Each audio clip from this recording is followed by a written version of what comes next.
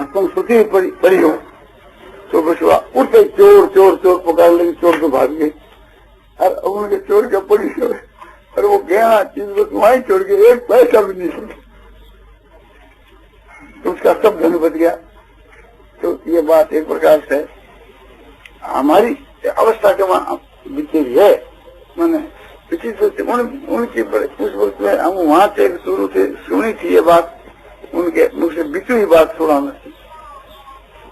एक दिन हमारी मामी सिंधु की जैसे भानु जी है वहां गई और उनके हाथ पे जिसके वहां कोई ऊंची थी गटा की नौकरी के पूछी ये कोई गाना तो वो रास्ते में गिर गए और उसके पीछे पीछे जो बखाल बनने वाला सिक्का लोग होते हैं वह आ रहा तो वो उसको उठा घर के ऊपर आई तो गानू जी है घर वाला बोले की सुख हो रही है गानू जाते तो हमारे नाना जी ने आश्वासन दे क्या कि और करे इनका नहीं करनी चाहिए। आपने चीज जानी तो नहीं चाहिए थी, चोरी भी आपने तो चोर भी नहीं एक बार लाग सके, जो न्याय को देने बने चोर चोरी नहीं सके तो आप जानो क्यों चाहिए। पर चले गो कोई पाप को जानो अपने घर में आगे हो निकल गयो, अच्छी बात है। उसके बाद के बीच के माँ वहाँ फिर ऐसो देवी देवता के जगह जाना हो बड़ा जगह समझेगा कहीं कहाँ मिले तो रास्ते में तो है नहीं। वो जो ले गया उसको रात भर नींद नहीं आई, एक दिन 2 दिन 3 दिन तक रात उसको नींद नहीं आई। तो वो कालूराम जी भरतिया हमारे नानू जी भाड़ी की दुकान थी के वहाँ पुष्टाराम जी चौधरी के बराबर दुकान रहती, उस पर उसके सामने कालूराम जी भरती की दुकान थी। गुलाब राय जी भरतिया, कालूराम जी जयदेव जी भरतिया का, कालूराम जी बड़ा था, ये उनका बेटा भाई था। रतन की बात कहूँ आपने पूर्व बाजार में आपने जैसा भाषा में उगण बाजार बोले, मारवाड़ी भाषा में उगने बाजार,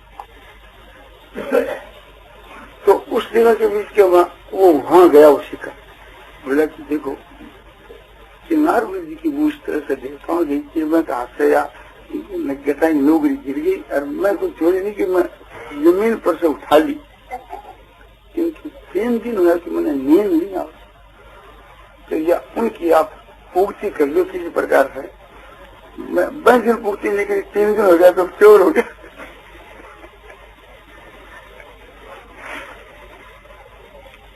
फिर तो हमारे नाना जी का नाम गंगाराम जी था, उनको बुलाया दोनों भाई रहा था गंगाराम जी कालूराम जी बोला भाई सिख आयो है यहाँ था कोई नौकरी खोगी की बूटी बोले खोगी बोला ये न पाई तो नौकरी अगले हो ईमानदार है, इन्हें 5 रुपया पुरस्कार कर दो, उससे रुपया दिया वो चीज घर के बारे की। तो ऐसी कई घटना एक प्रकार से तो एक जो न्याय का पीछे हो वो जल्दी जा नहीं सकता। इससे भी बढ़कर के हमारे पिताजी की दृष्टि इससे भी बढ़कर के थी न्याय के विषय में। हमारे किरासन का काम था उस वक्त के बीच में हम का काम देखा करते हैं, हमारे मामा जी देखते उसके नीचे मैं रहता। तो उस वक्त में कोई वक्त के वहाँ किरासन का दाम तेज हो गया तो झूठी बिक्री दे दी, सब माल बिक गया, माल स्टॉक में है। तो मैं अपने पिताजी को कहता कि यह बात है और यह बात मामू जी माने नहीं, तो नहीं मानो तो अपना तो उसमें सिर रखना, तो अपना सिर नहीं रखना। मैं कह दूंगा मामू जी को कभी ऐसा अन्याय नहीं करना। उनके दिल में ऐसी बात बैठ गई थी पिताजी के दिल में कि दूसरे को अगर किसी प्रकार से ठग करके चोर करके बदमाश से देना ही नहीं। हमारे पिताजी की बात कहते हैं क्यों है ऐसा कि एक दिन की बात है कि कोई अपने दुकान के अपने जो वहाँ के जो गवी हैं बाहर गांव के लोग घी बेचने के वास्ते शहर में जाते, तो एक आदमी ने घी गया था अपनी दुकान के ऊपर, तो उसका उसका घी बचा हुआ घी उजन करके रख लिया, अपने घर में रख लिया। ठीक है, वो घी एक शेर 1 रुपये और 5 आना का था, 1 रुपये का 14 शतांश घी था। 1 रुपये 5 आना दिया तो 150 घी। वो कुत्ता आया तो उस घी को खा गया। अब वो जब कुत्ता घी को खा गया तो अब और बाकी का घी क्या काम, थोड़ा बचा वो चमारों में दी, चमार खा सके, कुत्ते का उसी चोर कौन खा, क्या कर दीजिए, अभी कुत्ते का उसी से मुफ्त मिल जाए, ले जाओ। अब ये विचार करने लगे कि मैं पाप करता नहीं, अन्याय करता नहीं, तो फिर मेरे घर में कुत्ता घी क्यों खा गया। हमारे घर के में कोई अन्याय का पैसा है तभी तो एक प्रकार से खाया ना। तो आज अपने मोठ लिया है, जो बाहर गांव से ऊंटों पर लग करके मोठ आते थे, बाजरा आता था, तो वो बिका नहीं तो अपने घर के माँ उससे बाजार भाव में ले, और तेली तोलते थे, मुसलमान तेली होते थे, तो वहाँ के लोग अधिक तोल दिया करते थे मालिक को खुश करने की। तो वह बाजार के दुकानदारों को खुश करने की बात एक रिवाज से पकड़ रखी थी। तो बोले आपने मोठ तोलो देखा, तो मोठ तोला तो 1 रुपये 5 आना का मोठ अधिक हो गया। तो बोले वो 1 रुपया 5 आना का मोठ अपने घर के कमा अधिक आ गया, ये अन्याय का धन। हाँ, और हमारा दोष इसमें क्यों दोष है कि हमारी रुख देख करके तो अधिक तेलियों ने, उनका क्या दोष, हमसे जो उसको दिख रहे हैं या नहीं चाहे तो उसकी क्या हिम्मत तोड़ दे। हम भी तो वहां थे, उनको मना नहीं किया, वे तोड़ते रहे, और हमारे भी थोड़ा ये ज्ञान था कि अधिक तोले, ऐसा दस्तूर है, मैंने दस्तूर मान लिया। दस्तूर तो नहीं है, वो न्याय, न्याय तो दस्तूर मान लिया, अपना हक मान लिया, हक नहीं है। तो उस दिन पिताजी बहुत खुश थे, बोले ईश्वर की मेरे पर बड़ी दया है जो मैंने तुरंत चेतावनी दी, 5 दिन के बाद ये मैंने ज्ञान नहीं होता। तो उससे उनको इतना लाभ और इतना उनको डर हो गया कि किसी भी प्रकार से न्याय का पैसा हो तो अपने घर में उसको प्रवेश नहीं होने देना चाहिए। प्रवेश हो जाएगा तो मूलधन को लेकर जाएगा। शास्त्रों में कहा है अन्यायोपार्जितम वित्तम 10 वर्षाणि तिष्ठति प्राप्तेषु 11 वर्षे अष्टमूर्धं सन विनश्यति, कि अन्याय से जो धन पैदा करे वो 10 वर्ष पर है, बढ़ता चलेगा, और 10 वर्ष बीतने के बाद जब 11वां वर्ष लगे तो वो मूल सहित और भी बाबा धन के साथ में लेकर के जुआल काट के जाए, और किसी के और अधिक होता है ना, तो उसके पुण्य का प्रताप के कारण से उसकी 10 वर्ष की म्याद और बढ़ी, आखिर के जिसके मतलब समझो कि वो विनाश करके ये छोड़े आपका पैसा। तो इस प्रकार से थी ये बात थी। हम बच्चे थे तो हमारे में बुरी आदत थी, जब हमारी 8 वर्ष की 7 वर्ष की उम्र थी तो हम एक प्रकार से जमीन में जो मोठ है, मूंग है, पड़े थे ना, उसको चुन चुन करके खा जाती।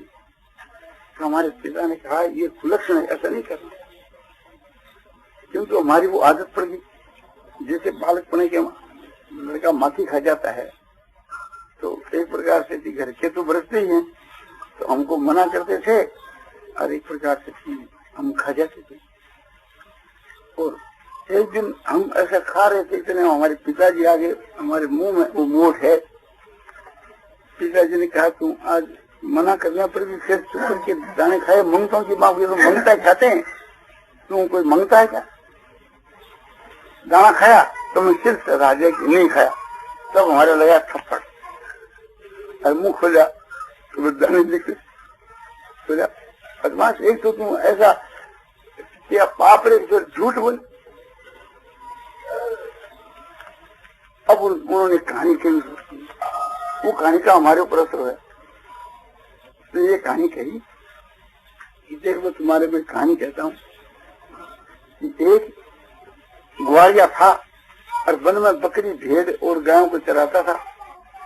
और एक दिन उसने हंसी से हल्ला उड़ा दिया कि आध बाघ आ गया। हमारे देश में आध बाघ को लाड़ी कहते हैं और उसको लंगड़ा कहते हैं खेजिया, और खेजिया उसको भेड़िया कहते हैं।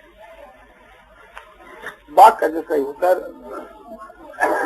आध बाघ का मतलब है भेड़िया कहते हैं।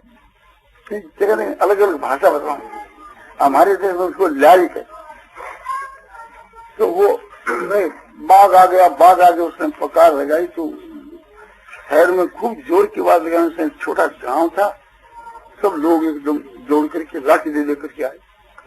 कोई रोटी खाता तो रोटी छोड़ दी, कोई स्नान करता था स्नान कर दिया, सब काम छोड़ करके दौड़ करके आज उसको पूछा करे कौन सा हो गया आपू बात, हंस लिया कि बोले मैं तो तमाशा करने के वास्ते। अरे बदमाश, मेरे लोग सब काम छोड़ गया, तेरा तमाशा है। अब उसको सब लोग भटकने लगे और नीला करने लगे।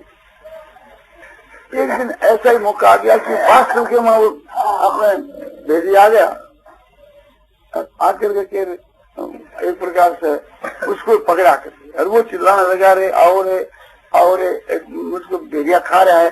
अरे मेरे घर वाले तो आओ, एक प्रकार से मुझको खा जाएगा तो फिर मेरे बिना से हो जाओगे। आज मैं झूठ नहीं कहूँ, सच्ची बात हूँ। तो सब लोग बोला कि वो मिथ्याबाजी आदमी इसी प्रकार से 10-20 दिन से वो विरोध करता है और तंग करता है। इस बात को बिल्कुल नहीं माना, कोई भी नहीं गया, घर वाले भी कोई नहीं गया। उसको भेड़िया खा गए, उसकी हड्डियां पड़ी गई, तो वो मारा गया ना झूठ के कारण। तो जो आदमी झूठ बोलता फिर उसका लोग विश्वास नहीं करते, वो सच बोले तो भी फिर लोग उसको झूठा ही समझते, उसकी एक प्रकार इज्जत तो नहीं रहती। तो झूठ कभी, तो मैंने सोचा अभी ठीक है, अब आपने कहते हैं तो झूठ बोलना ही नहीं। तो मैं छोटी उम्र में 14-13 वर्ष की उम्र में व्यापार करने लग गया था। व्यापार करने लग गया था तो पिताजी व्यापार करते थे, तो व्यापार करते थे, वो पूछ रहे थे कि इसका मूल्य बतलाऊं, इसका एक दाम बतला। तो वो कहता है एक बतला देते, फिर 1 पैसा कम लीजिए। हम भी वैसे करते थे, कोई कहता मूल्य करते तो मूल्य बतला दिया। 5 रुपये की चीज है, 5.5 बतला दिया, 5.5 मूल्य। वो कहता 5.5 तो ज्यादा हुआ, 5 रुपया दीजिए। अच्छा 5.25, तो बोला अच्छा दुआना छोड़ो, दुआना 5। सौदा पड़ गया, शाम को लेकर फिर मन यार किसने भेजता, बोले बला के क्यों कि इसका दुआना अधिक आ गया, पर तो 5 ही थे ना। वो कह दिया मूल्य तो मूल्य कर दिया, हमारे क्या तेरा तो क्या दाव उतरा ही। तो उसको बता के कहता है कि देखो तुम मूल्य की बात कही, तब हम मूल्य कह दिया 5 रुपये दाम एक्स्ट्रा, तो मूल मुलाई से तो अधिक आ गया हमारे पास, तो क्या करें, वापिस ले लीजिए। उसके विश्वास हो जाता। हम लोग जो इस प्रकार से करने लगे, मैं जो 14-15 वर्ष का हो, तो मैं एक ही दाम कर मूल्य मुलाई के कहता ही नहीं, 2 रुपये कहता नहीं। सत्संग मिथ्या वाणी मैंने प्रमाण देता है, वो मनुष्य में भाई इसके बीच में साथ दोनों बोली जाते, उसको दोष नहीं। तो मूल मुलाई के माध्यम झूठ है या छूट है अपने लिए, वो कहते क्या मेरे तो मन नहीं माने। फिर हमारी माँ से कहा, हमारी माँ ने हमको कहा कि नहीं ये कहे जैसे माननी चाहिए। तो मैं भी उनके माँ पर थोड़ा बोलने लग गया, पर फिर मेरे आत्मा में गिलानी बढ़ती बढ़ी। तो मैं माँ को कहता कि माँ मेरे से क्या करूं, तो मैं दिल खोल कर व्यापार नहीं कर सकता हूँ, ऐसा माता पिताजी को कहा। पिताजी ने फिर कहा कि अच्छा इस दिवाली से तुम एक ही दाम, दिवाली नजदीक की थी, दीपमालिका बंगाल में जो काली पूजा कहते हैं, अपने उसको दीपमालिका कहते हैं, काटी पुण्य को आती है। फिर वो एक दाम शुरू कर दिया। तो दाम बोलना तो एक ही दाम बोल देना चाहिए, वो 50 रुपये की चीज लिए सब चीज वापिस लौटा दो, 1 पैसा फिर कम नहीं है। इस तरह से अपना व्यवहार करना चाहिए। उस व्यापार के बीच के मां कई दिन की बात अपने वहाँ रुपये का 16 गंडा होता है। तो ये जो वर्तमान में जो पैसा था भी, जिसको हम डबल पैसा कहते हैं हमारे वहाँ, तो इस पैसा को जो 18 के बराबर होता है, 18 के नाप का, तो वह पैसा अपने वहाँ चलते थे। वहाँ अपने पुराने जमाने के वे पैसा जो डब्बूशाही पैसा है वो भी चलते थे वहाँ, जैसे बीते की तरफ में डबुआ क्या है उनका। तो इस तरह हमारे देश में गोल गोल होते और वो भारी होता है कि समझो कि रुपये से भी 1 रुपये वजन से भी भारी होता है वह पैसा वो करके। तांबा तो उसमें ज्यादा, किंतु सिक्के के कारण से, वो गवर्नमेंट के सिक्के के कारण से, गवर्नमेंट की जो ये पैसा है 16 गंडा, उसका 18 गंडा। तो एक कोई कपड़ा का थान था, उसको जोरजी घंगू वाले हमारी दुकान पर आए, बोले कितना दाम? 1 रुपये का। तो कुछ कम जो कह जो दाम एक ही बात। तो उसने 1 रुपया दे दिया और वह 4 पैसा बस रख दिया। लगे डबल लाओ, ये आधा पैसा और रख। तो उसको आया फिर मैंने खूब गाड़ियां खाई। एक असल बात, तेरे 7 महीने का सोचा कहीं का, मैं उसको जवाब दी, कैसे सुन लिया। तेरे बाप को कहेंगे कि ऐसा ही कोई होता है कि आधा पैसा कोई बांध कर रहा है, यह क्या सच्चाई आई? और 1 रुपया अचानक आया तो ये 4 पैसा दे दिया, तो क्या हुए 4 पैसा?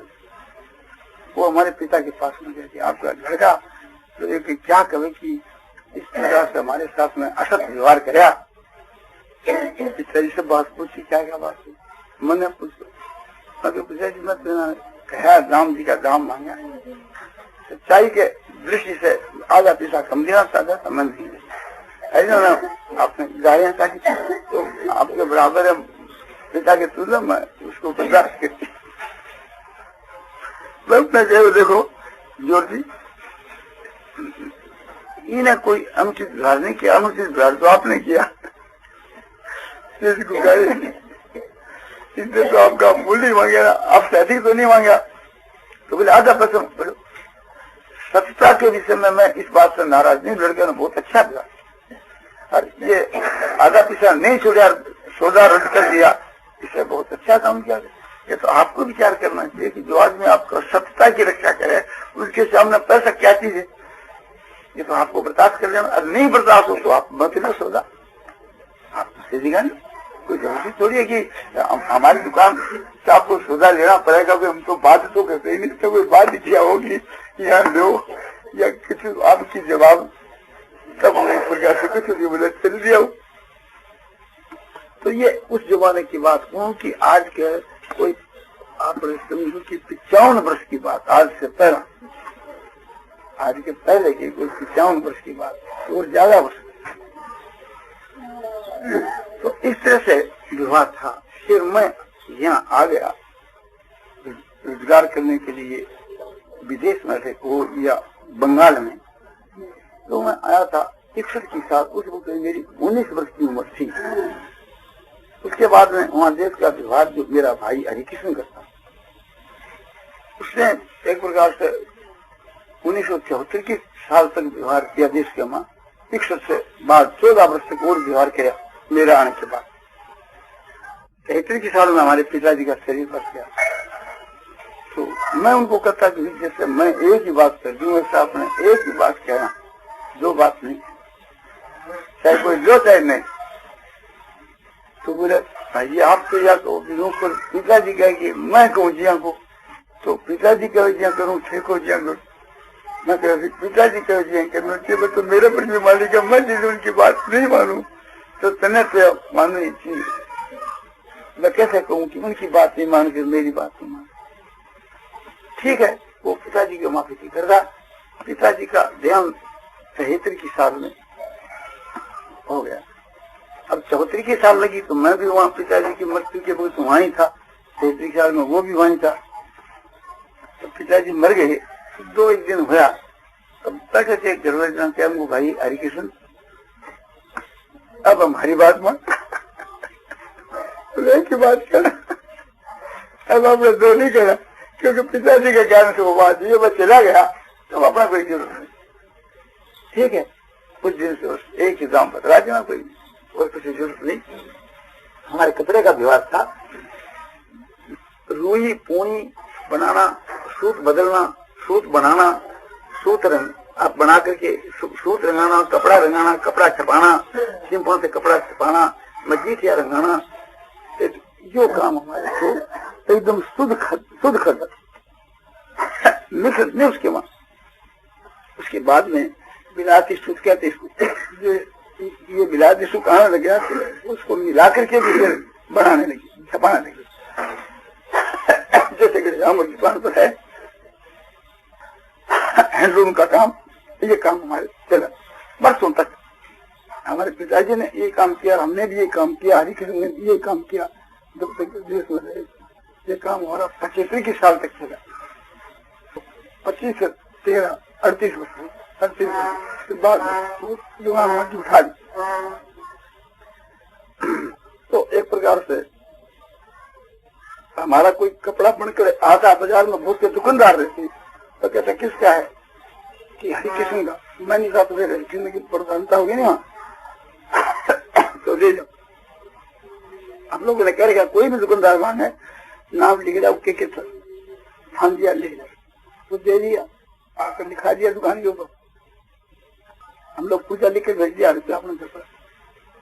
कोई छिपा के यहाँ से छपकर कोई चीज आई, कोई रंग करके चीज आई, कोई बन करके चीज आई, रस्ते के दुकानदार उसको रस्ते के मान ले रहते कि इसे दाम हम लोगों से पूछ जाते, फिक्र करना उसको इसका क्या दाम है, कोई दाम लेकिन भेज दो। और वो घर पर ही हमारे रुपया भेज देता, सर दाम पूछने की जरूरत नहीं। जो दुकान पर जो कपड़ा इकट्ठा हो गया, तो बाजार के जो लोग आते, शहर के आते, बाहर गांव के आते, वो सब कपड़ा लेते, बस दाम बता दिया रुपया जी। तो वे लोग कभी कभी मजाक करते, बाहर गांव के लोग। कभी ना तुम्हारे पिताजी तो 2 बात कहते, पूछ लेते कि सत्य कहूँ कि मोल मुलाई करेगा, तो मोल मुलाई भी करते और सत्य भी करेगा। उनके मरने के बाद तुम लोग एक ही दाम कर दिया कि मोल मुलाई का नाम निशान ही नहीं रखा। अब ये जाना कि सारे और एक पीढ़ी गुजरेगी तो मौन धारण करके बैठ जाएगी, उस पर लिख देगी काम लिख जाओ,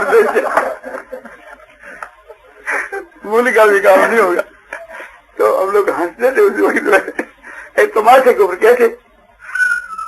तो हरिकृष्ण फिर यहाँ आ गया, हम काम करते थे मामा जी के यहाँ, तो हमारा एक प्रकार से हिस्सा और था और खस भी मिलता था, हिंसा भी मिलता था। तो बोले हरिकृष्ण को तुम वहां क्यों रखे, यहाँ बुला रहे, वहां क्या कमाएगा, यहाँ रोजगार अच्छा है अपने। कितना रुपया कमाता है हरिकृष्ण, मगर साल के हमारे कोई 2000 रुपया कमाता, तो 2000 रुपया हरिकृष्ण के नाम का मोमबत्ती दुकान से पहला ले लिया और उसको यहाँ बुला। समझदार है, सियाना आदमी है, तो फिर हम लिख दिया हरिकृष्ण को, वो काम सरकार शुरू करके बांकड़ा गया। फिर बांकड़ा हम और हरिकृष्ण दोनों भाई काम करने लगे। फिर उसके बाद में काम करने के बाद सोजियाल भी हो गया, साथ से जीव। फिर उसके बाद में मोहन भी हो गया। मोहन जब काम के लायक है, फिर अपना आप श्री का दोनों का बड़े आनंद के साथ बंटवारा करते। तो 2-3 वर्ष तक ऐसा चला कि अब अलग अलग हो। हमारे मामा जी ने कहा तुम अलग क्यों होते, तुम्हारे यदि कम हिस्से में आता हो तो तुम तुम्हारा और बढ़ा लो। उनको ये था कि मैं तो ऐसा कोई होशियार, न ऐसा विश्वासी मिलने का नहीं अपने, इस वास्ते इनका शीर जितना दिन चले उतना शीर। और हमारे भाई लोग बोले कि नहीं ये शीर निकल जाना चाहिए, क्योंकि अब मामू जी थे वो सब घर का मौजूद। हाँ, तो राज्य खुशी के हमारे सिर अलग अलग हो जाए तो बहुत अच्छी बात है, नहीं तो फिर इसमें कोई चिंतु होकर के आप प्रेम में कहीं बाधा नहीं आ जाए। अपनो मामू जी और नानू जी और सब सदा से अपनो बड़ो भारी उगार करे है, कहते आप कृतज्ञ नहीं हो जावा, अपना व्यवहार करे बिगड़ नहीं जाओ। ठीक है, मैं देख लो सदा के मामू जी हरिकृष्ण सब किया ही रहा है कि अलग अलग हो जाए। अरे बोले हमारे समझ नहीं आए अलग से क्यों हो, सारे पांची में यदि कमती रुपया हो तो ज्यादा, तो सारी पांची ज्यादा कर दिया, बढ़ा दिया। अच्छे अलग क्यों हो? हेतु तो बताना चाहिए। मतलब मामा जी हेतु न हुए उसके पहला ही रहा अलग हो जाना अच्छी है, हेतु होने के बाद तो लड़ाई हुए अपने तो अलग हो ही जाना चाहिए। शिव तो नारद जी साहब बहुत कह रहा है, शिव नाम तो अलग होने की जरूरत है। मैं उनकी विश्वविद्यालय में किसी रहा मैं तो सबता से बनाना बहुत ही कई मामा जी ने अलग अलग बनी हुआ बहुत बन के मैं थोड़ा जोश आ गया। मेरी माँ जी से सलाह गई कि क्या करना चाहिए, भाई जी को जो कोमल स्वभाव है, नर्म स्वभाव है, इस हिसाब से तो अपना होना ही नहीं है और माने तो शामिल जाना। तो मैं करड़ी की चीजों हर सलाह कर दूंगा। लिख करके माँ ने दिखा दी, विश्वविद्यालय ने दिखा दी, बोला के देख अब मैं नकल मैंने देखी। मैं वो लक्ष्मण के व्याख्यान देने के वास्ते गए उसको ऋषिकुल को उत्सव के ऊपर, भाई जी रमान प्रसाद जी साथ में था। नारायण श्रीमन नारायण नारायण नारायण नारायण नारायण